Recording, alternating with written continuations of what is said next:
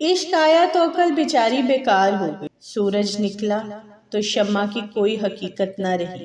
کل میں چالاک تھا اور دوسروں کو بدلنا چاہتا تھا، آج میں سمجھدار ہوں اور خود کو بدل رہا ہوں۔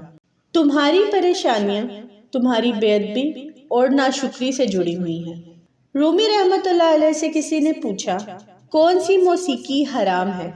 آپ نے جواب دیا، امیروں کے برتنوں میں چمچ کی وہ کھنک جو غریب اور بھوکے کے کانوں تک پہنچتی ہو۔ میں نے شمس سے پوچھا کہ تصوف کیا ہے؟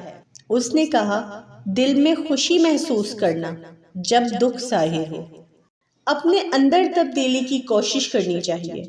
اولیاء اللہ کی صحبت اختیار کر، تیرے اندر تبدیلی پیدا ہو جائے گی۔ اللہ والوں کی باتیں سکون قلب عطا کرتی ہیں اور اہل ظاہر کی باتیں دل میں انتشار اور بے اطمینانی پیدا کرتی ہیں۔ اولیاء پر موت کی ہوا ایسے چلتی ہے جیسے باغ نسیم کی ہوا خوشگوار ہوا کرتی ہے۔ میں مر جائے تو عشق پختہ ہو جاتا ہے۔ محبت کے بغیر ہر موسیقی شور ہے، ہر رقص محض پاگل پن ہے، سب عبادتیں بوجھ ہیں۔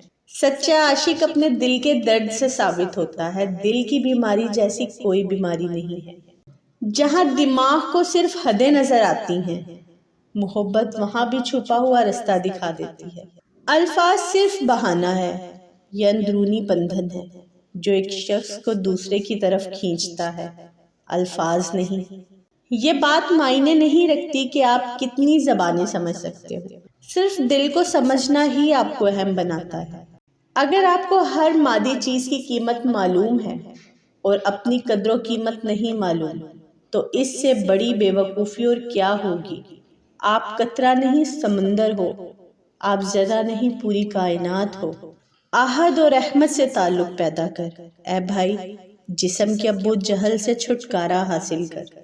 درد کا علاج صرف درد ہے۔ جب تک دل ٹوٹے گا نہیں، دل میں روشنی کیسے داخل ہوگی؟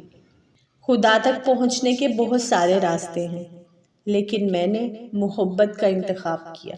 عشق وہ کیفیت ہے جو انجام سے بے پرواہ کر دیتی ہے۔